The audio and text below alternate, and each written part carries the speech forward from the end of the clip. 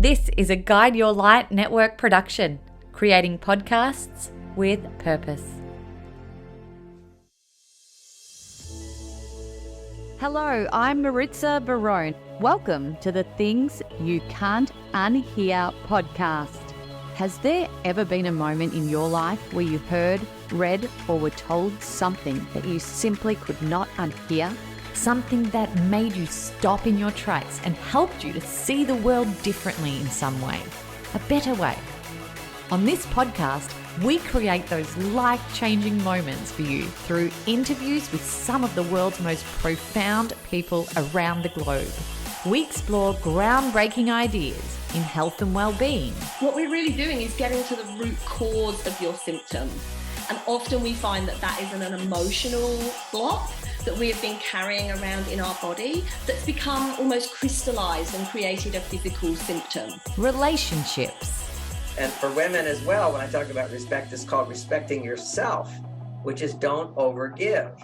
Women will tend to put themselves one down, and then wake up at 40 and go, wait a second, I am woman, I deserve respect. Personal and professional transformation. This is true of any skill. You only develop it by doing it. And so, if you don't get out there and just start doing it and being a bit rough around the edges at the beginning, you can't work on your craft. And so it can't turn into something. Spirituality. Because I think when we know who we really are, we think we're our name and our body and our form and our hair and our clothes and our skin and but when we know who we really are as infinite beings, we're free. And so much more. So settle in. This might just be a big day for you where you hear something that changes your life in the most transformative way. Hello and welcome back to another episode of Things You Can't Unhear. Now brace yourself. If you are one of those people who wants to be the happiest, healthiest and most vibrant version of themselves for as long as possible, then this episode is for you. We have invited longevity expert Marek Piotrowski to the show to talk to us about his mission in life. He wants to inspire people with his passion and the breakthroughs that he learns to make them believe that longevity is not a sci-fi fantasy, but a reality within our reach. Now, he talks about living to 500 years old, and he truly believes it is possible with so much technological advancements and scientific research going into longevity hacks. Now, we go beyond speaking about food and nutrition, exercise and movement, mental well-being, sleep and purpose that will give us those extra 10 to 15 years. But this goes beyond that, and we learn that those things we have been seeing in movies for decades are becoming a true reality. Now, Marek has also started a year-long global journey with his son Alex to unearth the best longevity solutions around the world. They're 1 month into their trip at this time of recording, and they aim to visit science centers in the field of longevity, visit blue zones around the world to learn about their stories, their lifestyles, and their diets. Visit places with incredible energy for mindfulness and personal growth, and do a lot of activities inducing flow for boosting our mindsets. What an absolutely inspiring trip of a lifetime that we do not want to miss. We made the commitment during this conversation that we would have another conversation on the Things You Can't Unhear podcast in 12 months' time at the end of their incredible project around the world. So we look forward to hearing from Marek and his son Alex in a year's time. Now brace yourself for this intriguing conversation with Marek. I can't wait to hear what your biggest takeaways were for radical life extension and biohacking. So please let me know and give me your feedback, and make sure you hit that subscribe button so you can be first to know next time an episode drops. I hope you enjoy this conversation with Marek. Welcome, Marek, to the Things You Can't Unhear podcast. Thank you so much for joining me today. Hi, Maritza. Thank you for the invitation. Now, you are doing something that I suppose all of us would love to do at some point in our lives. And I'm going to let you tell us all about it. But where are you currently joining us from right now? At this moment, I'm in Ubud on Bali. and I am on my trip around the world with my son, and we are on a quest for longevity. And we just started, so it's just 1 month of our trip so far, so still 11 ahead of us. Oh, you are so blessed to have this experience. So you have a 17-year-old son, you've whisked him out of his life as a teenager, and you said, right, we are off on an adventure with purpose. What is the plan over these next 11 months that you have in front of you? The plan is that we are looking for the ways that will help us live to even 500 years or longer. I'm interested in longevity already for a long time. And I've researched a lot. I read a lot. I even created a longevity map. And now I'm just traveling with my son, and we want to interview top scientists from the longevity industry to learn about their research so we can share it after. Then we also want to talk to, as I call them, everyday biohackers. So coaches, nutritionists, yoga masters, healers, because they are also part of longevity. Then we are also going to visit some blue zones and talk to the centenarians and how they live their lives so that they can live to more than 100. And of course, like the main part of our trip is just an amazing experience of father and son that usually happens once in a lifetime. So we are super excited about every part of the trip. Oh, I'm excited for you. And I suppose I'm very passionate about longevity as well. It's such an interesting topic that I think a lot of us are really curious about at the moment. Life seems to be moving so quickly these days. And I remember in my younger years feeling like 1 year was so long. And now I feel like a year just flies by. And I always thought that perhaps it was that case because I was getting older. But it's something that I've been talking about my own kids with, and they're in their tween, early teens. And they're actually feeling the same way. They're feeling like, a month just flies by and a year just flies by, and they can't believe they're already in this particular age bracket and in this year level at school. So it's not just my age that's feeling, and I feel like a lot of us are feeling that life just seems to be so fast lately, and it could be because technology is fast and things are moving fast, but we're all wanting to live as long as we can now, Marek. It's something that, is really out there, and we want to extend our lives and be the happiest, healthiest version of our lives and have the energy that we want. So this quest is something that I'm certainly interested in hearing more about, and really jumping in on this interview, I suppose, to give us a snapshot look into how we can live our longest, healthiest life and be the best version of ourselves. I agree with you. Time is running fast, and it's running for all of us. And I'm really surprised because when, of course, I'm trying to inspire all my friends about longevity, and I'm telling them I want to live at least 500 years or more, and they're like, yeah. But then one of the first questions that they ask me is like, why do you want to live so long? And I'm like, what? It's like life is so amazing. We have so many things to do, and I want to do everything. I want to be a doctor, I want to be a fireman, an astronaut, a rock star.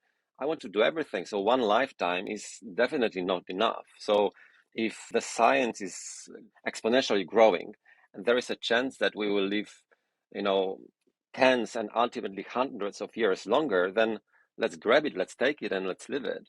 I love that you want to be a rock star in this lifetime. There's always enough time if you're living to 500, that's for sure. I love Yeah, that. the great thing is that it's not a science fiction anymore. So still, most of the people think when you say longevity, think, oh, wellness, let's go to a spa, let's just live a nice life and so on. Some of them think, oh, it's science fiction, it's only in science fiction movies. But actually, if you go into the research, and we are getting into the research, talking to these top scientists all around the world, it's all becoming feasible. Of course, like we put it into 3 layers. As I told you, I created this longevity map. So the first layer is all the things that we can already do now. I call them longevity basics. And this is the way how we live, of course, the whole lifestyle. Don't drink alcohol, don't smoke cigarettes, eat healthy food, exercise, keep your mindset high. and sleep well, of course, for regeneration. And this is all the basics. And this we all can do now. And this will help us live 10, 15 years longer. And there is one more thing. Don't die from something stupid. And this is not just about, jumping off a cliff, but it's also about doing tests regularly to test if we don't have any illnesses that are already curable. And if we check them 10 years earlier, we can then cure them. So this is the longevity basics. Then there is the second group, which is called longevity upgrades. And this is all about supplements, medications, and longevity clinics, therapies, which we can do by ourselves, going to sauna or using some infrared light on our face.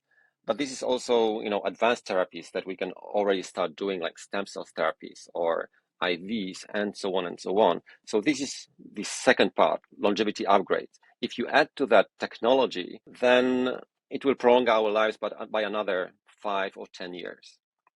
So we already are able to reach these 15 or even 20 years more just by deciding to do so. But then there is this third layer, which is radical life extension, the next level thing. And this is now being developed by top scientists that are working on genetic therapies or advanced stem cell research or rejuvenating drugs, and so on and so on.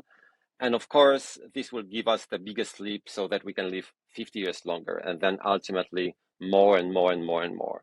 So it's happening. And I do believe that we will get it in our lifetimes. Wow. There's so much in that raises so much conversation around God's plan, if you call it that, or destiny, or if we're pushing the boundaries, I suppose. And let's talk about already right now, like what are the statistics around the average age span where we're at now? Like now, it depends, of course, on the country, but it's more or less 75, 85 years, depending on the country. Of course, in the blue zones, you get it higher. In the US, you get it lower because of all the junk food they are eating. You did raise all of these different levels. Can we go through them a little bit more deeply? Starting with level 1, I suppose. So there's food and nutrition, there's exercise and movement, there's mental well-being, and there's sleep. You mentioned those factors as being, the big things, and eating well, not drinking alcohol, not abusing drugs, all of those things. And I suppose comes into that is that mental strength to be consistent with these rules so that our bodies are full of energy and vitality in life. Because I think a lot of us can sort of fall by the wayside sometimes and have some cheat days and meals and not sleep sometimes, or, be immersed in a bit of stress and all of the humanness that comes into life. What do you say to that point? I think that two most important factors are mindset and exercise. And I'll start with the mindset. The thing is, if you don't want to live long, if you don't like your life, then you will die quickly. And that's what we can observe as people go for a retirement. Usually they die after 5 or maximum 10 years because they lose the purpose of life. Of course, not all the people, but these are the statistics. So if you set your mindset for longevity, if you set your mindset for a good life, if you are happy and you enjoy your life, that you don't want to lose it. So subconsciously, you are doing everything to stay longer on this amazing planet. And of course, mindset is also important, as you said, for practicing good habits. And then you need the right mindset to eat the right food and to exercise and so on and so on. So I think mindset is number one. And this is something we all should take care of. And then the second is exercise. And everybody says so. There are even statistics that you will live longer if you exercise, even if you have diabetes or you smoke, than a person that doesn't smoke, doesn't have diabetes, but doesn't exercise. So exercise is so huge. A lot of people think, oh, I don't like gym, I don't like doing that, or I don't like playing tennis, and so on and so on. But first of all, it's just enough to move your ass and just go for a walk every day, like for 30 minutes or 1 hour if you if you can. So this is the basics, and this is already prolonging your life by even 5 or 10 years just by exercising every day naturally. Of course, if you want to feel even better and live even longer, then it's good to have resistance training 2 times a week, then go for a run or have some cardio 2 times a week, and then at least once a week do some yoga, which is amazing for keeping the balance and just stretching your muscles and making them live longer.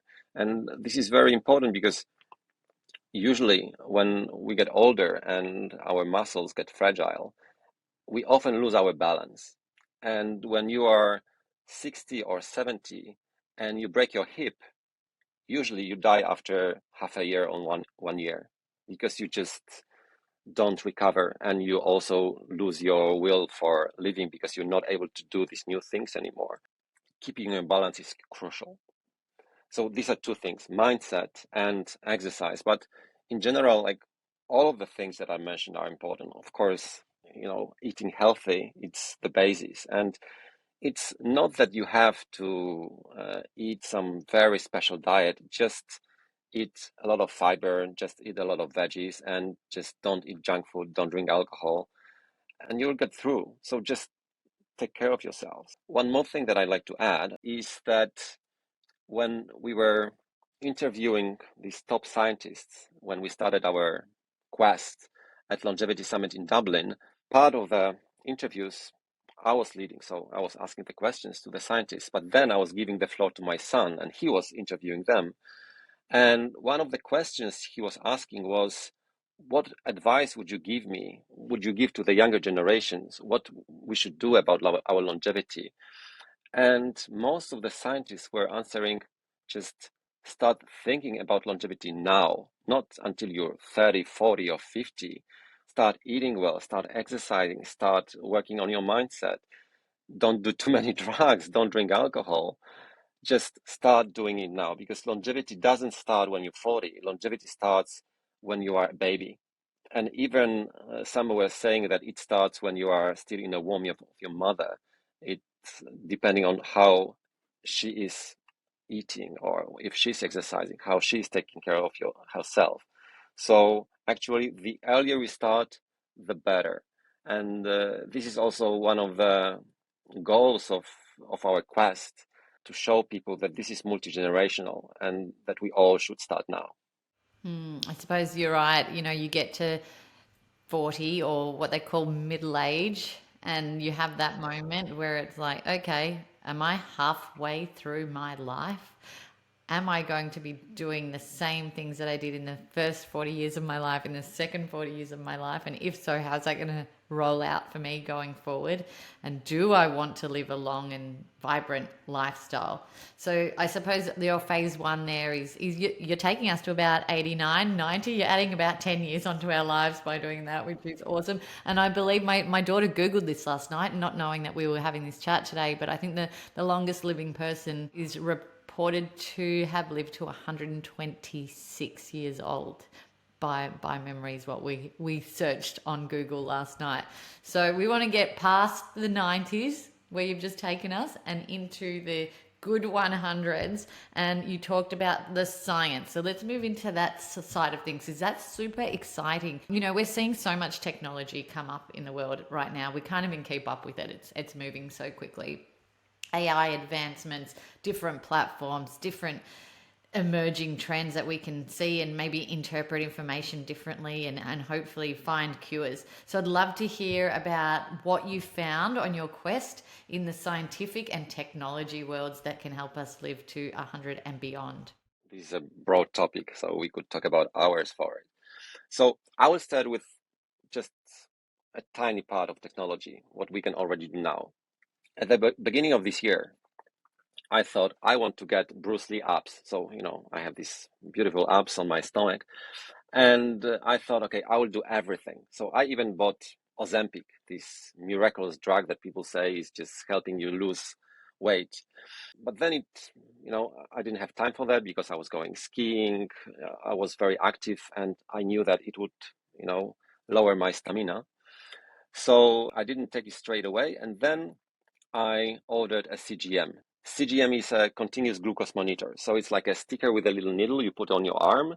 And this is showing your glucose levels real time. So I put it on my arm.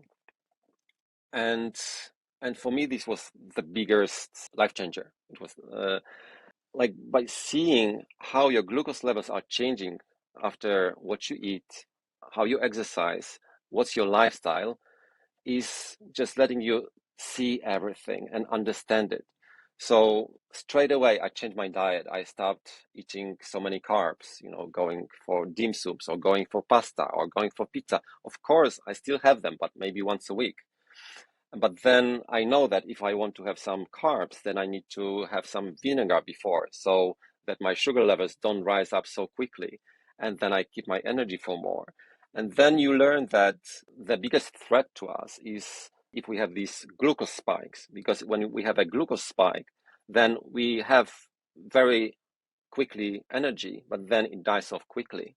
And the other thing, if we don't use this energy straight away, then it has to go somewhere. So it goes into our fat cells. But if our fat cells are full, then it's creating new fat cells. And then it's creating visceral fat between our organs. And this is killing us.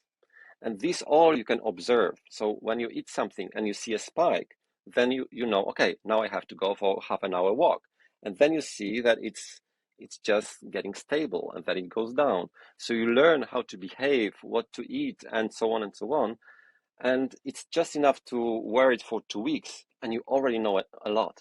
Suddenly you start understanding nutritionists. So I love that. And if my friends ask me, like, what's the biggest hack? I tell them just buy a CGM, wear it for 2 weeks, 1 month, and you will change your lifestyle. That's really interesting, Marek, because there's so many different diets out there. There's so many different recommendations. And sometimes it's so hard to know which one to follow because we all do have different bodies. We all react differently to different diets and ways of nutritional methods. So how do you actually interpret the data from that device? Oh, it's very easy. It's just connected to your phone. So you can see on the screen the levels of your glucose, and then you also log in your meals or your exercise, or it's being done automatically if you wear an Oura Ring or if you have your Apple Watch. So it's all logged in, and then you see, okay, I had this meal, you take a picture, and then my glucose level spiked, or I had this meal, like for instance, you had dark chocolate, and you see it's not going up anywhere. So you're learning, okay, so if I have dark chocolate with nuts, it's okay. I can eat more of that. Big question. Did you get the Bruce Lee abs? Oh, I got slimmer.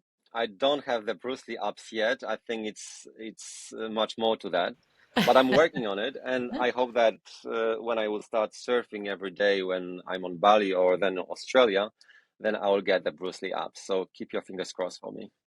Awesome. I love that. Taking a quick minute to interrupt this conversation to let you know about something exciting I am growing. As you might know, I'm incredibly passionate about helping people to find and share their voice, especially if their voice is one that aims to create positive change in others.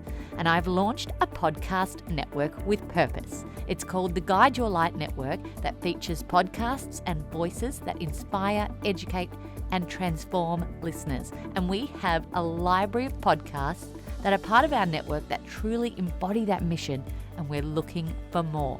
If this has sparked interest in you and you are ready to start exploring speaking and using your voice in this way, I'd love for you to check it out.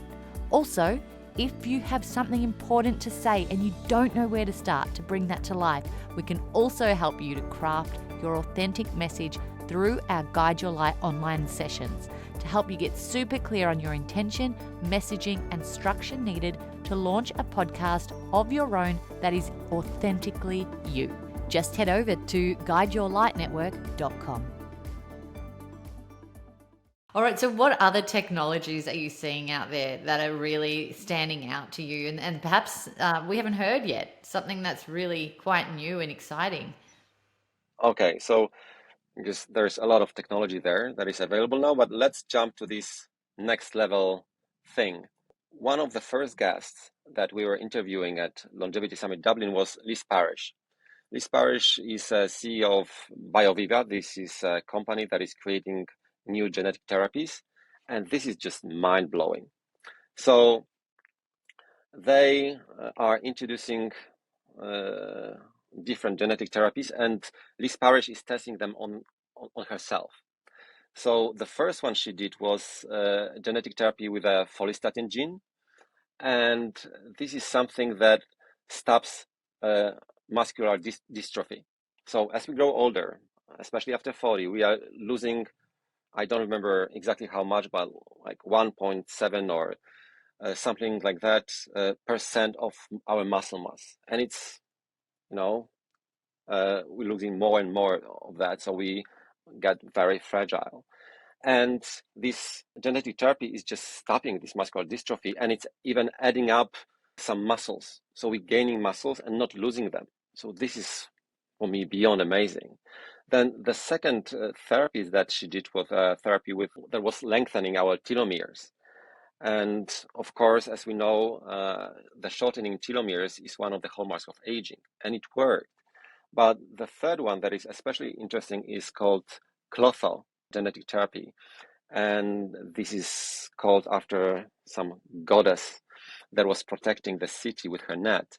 And clothal therapy is stopping our brain deterioration. And as we know, as we go older, it goes bad, and we get all these illnesses like Alzheimer's or dementia.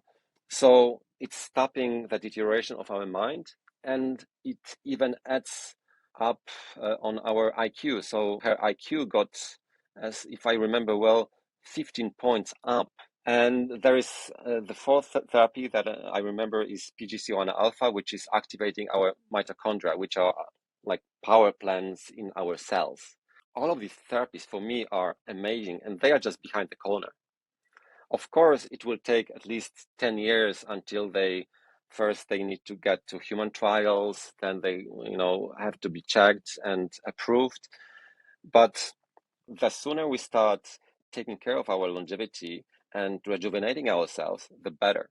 You've talked about movies before, and I think, what's happening a lot in movies is they're preparing us a lot for what reality is coming. And we've seen this in movies for so many years, haven't we? We've seen, the idea of bodies being preserved, and then, certain medications and drugs and technologies able to reinvigorate these bodies and live in different time frames. Do you think that's a possible reality? I think it is. I'm a big fan of science fiction, of course, and one of the series that I especially liked was Altered Carbon. And there they were able to upload our consciousness into a stack that everybody had at their necks. And then they could just move stacks between different bodies and enjoy life for hundreds of years. So, of course, it's not coming now, and this is still science fiction. But it's a science fiction that one day can become reality. The technology is growing exponentially. So maybe in 500 years or 700 years, it will come. But in the meantime, let's just let's just enjoy life. And okay, I'm this guy that is open for everything and likes to be a pioneer. But for people who still want to wait till everything is checked out, if it works, if there are no side effects, and so on and so on, the good news is that I think we only need to wait another 20 years. So when my friends ask me, what should I do for my longevity? I always answer, okay, first, do everything you can to stay as healthy as possible for another 20 years. So all the things from my map, these longevity basics, longevity upgrades, do everything you can to stay healthy for another 20 years. And then within these 20 years, the scientists will uncover amazing breakthroughs that will give us a leap to live another 50 years more or 100 years more. And there are already technologies, not only genetic therapies, but then you have 3D bioprinting. Already a few years ago, they printed the first living heart. It was still a small one, like for a rabbit, but it was a working heart. So in 5 years, in 10 years, we will get our spare parts, and this will already give us another 20, 30, or 40 years more. So there is hope for everyone. So just stay healthy and vibrant. 20 years. Got to keep going for another 20 years. Does any of this frighten you? Does any of this, I mean, I suppose in our lifetime, we have been very receptive to so much new technology. I think over the last 40 years, it's been, you know, we've had so many new things that have come into our lives that we've adapted to. And, you know, even AI now is about to emerge, and all of these new advancements around that. And I'm only just sort of getting my head around that. And then I hear you talk about consciousness packs at the back of our neck. And I'm like, whoa, that's a lot for my brain to digest, I suppose, and feel comfortable with. So do you have any fears for humanity around this and the way that we live? No, actually, I'm a perpetual optimist, if I may say so. So first of all, I think that of course we have to learn how to harness this technology for good. So 1 year ago, I read a very interesting book. It was called A Brief History of a Perfect Future. And it was describing the Earth in the 50s of this century. And it was describing it as if we use all this technology that we have possession of for good. And it was analyzing all the areas like logistics, healthcare system, educational system, and so on and so on. And it painted a very beautiful picture of an amazing world where people take care of our planet and they have an amazing medical system, and so on and so on. I believe in it. I think that uh, everything is possible with technology, and the hardest thing is conscious leadership. So this is something that we have to work on, and everything else will just follow. So I'm not afraid, and I do hope that all of these things will happen. And I love my body, so I'd love to preserve it for as long as possible. So I will not have to use another one until I'm 500 years or more. Yeah, wow. I love the eternal optimist in you as well. And I think that's an important piece, is to go into this with optimism and the foresight to see that there are so many good things that can come from this, including cures to diseases, I suppose, that we never thought possible. And you know, really healing people from these horrible ways of disintegrating and passing early, which, you know, so many people have suffered through cancer, and you know, we want to see the end of that. We want to see the end of those days. And you know, this is a pathway to that. This is completely a pathway to finding those cures and implementing those strategies to have the cure to illnesses such as cancer. Yeah, you know, uh, many people say that now we have a sick care system, not a healthcare system. So actually, we are keeping people sick for longer. So we are a lot of people, when they hear about longevity, they say, "I don't want that. I want to die when I'm 80," because they think that when they will get 60 or 70, they will just start deteriorating, and it will not be a happy life. It will be just suffering, just prolonging this dying instead of prolonging our lives. So first of all, I'd like to tell everyone that it's not about prolonging your sick years. It's just about having as many healthy years as possible. So I always tell my son that when he will be in his 30s, we will look like brothers. So I hope that this rejuvenation technology and medicine will come very fast, and that we will really start rejuvenating ourselves. So if you imagine that you can look like you're in your 30s for another 500 years, then why die? You know, let's Yeah. just enjoy every moment. It's funny, when you first mentioned you wanted to live to 500 years old, my first thought was, how exhausting would that be? Because 500 years, and you're right, your mind does go to that 500-year-old image. But if that image is not what we had as an elderly person, it's someone thriving and someone in with good vitality and energy and I suppose mental motivation to keep going, then yeah, of course we all want to keep going. We all want to continue this journey of the lifetime that we're living in.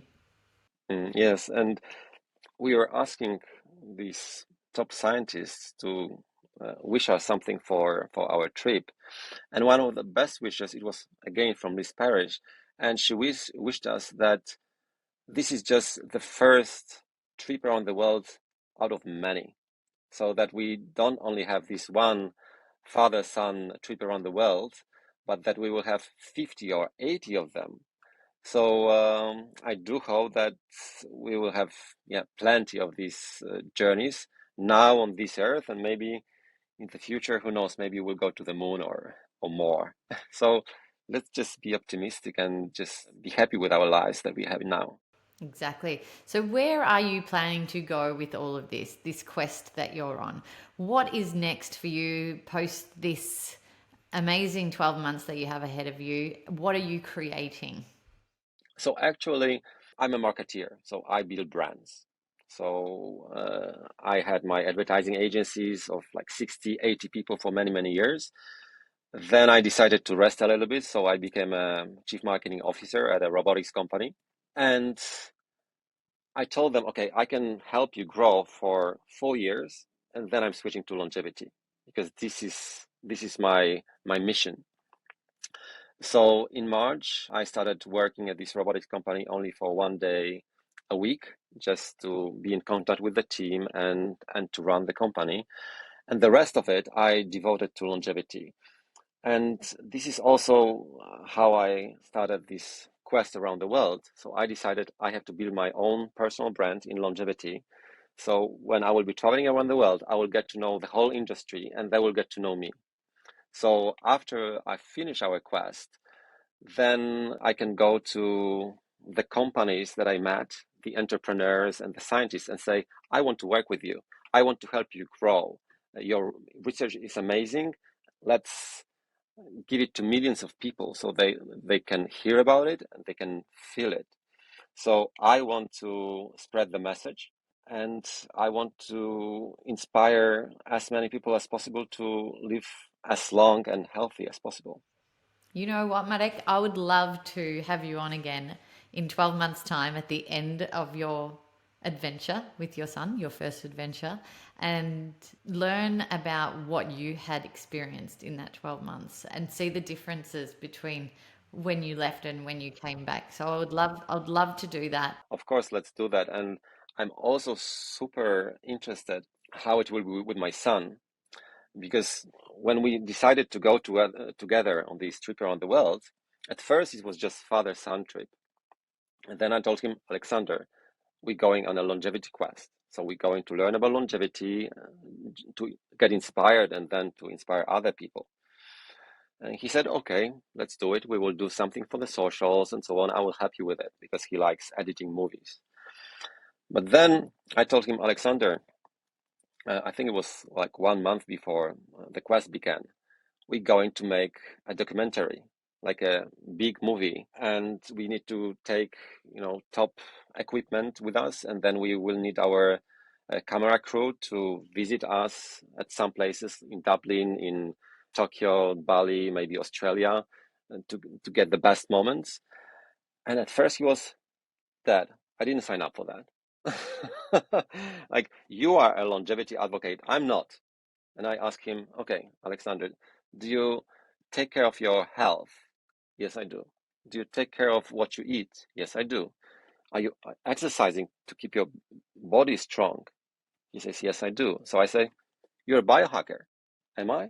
I say, yes, you're a biohacker. Like, you are hacking your body and your mind and your spirit to live as long as possible.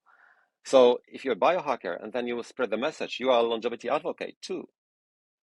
So then he understood and then he felt it. But the biggest change I observed when we were in Dublin and we were interviewing these top scientists, and he was part of the interviews. And after a couple of them, one of our guests, Andrea Meyer, who is a great scientist, and she's working in Singapore, she said that they have a program at university for youth, so that the young people get into longevity industry. And he got interested. And he started thinking, maybe I should go to medicine and to study medicine, and so on and so on. So he's changing and he's growing on this trip. So I'm really curious how it will be at the end of it. Like how it will engage in all of that. And sometimes when we meet some scientists, he says, Dad, let's go and visit this scientist in Malaysia or this scientist in Japan. So it's really for me, as his father, observing how he's growing, not just as a man, because he's going to turn 18 in December, but also as longevity advocate. And I think it's amazing because he can inspire a lot of young people to also go on this longevity quest and start taking care of their bodies, mindsets, and everything. Well, in 12 months' time, we'll get you both on together. I think that Let's would do be it. a beautiful idea. And I love that you sparked that feeling within him to also be excited about longevity and biohacking and living his best life. Was there something that happened for you where you had that moment that sparked this curiosity within you?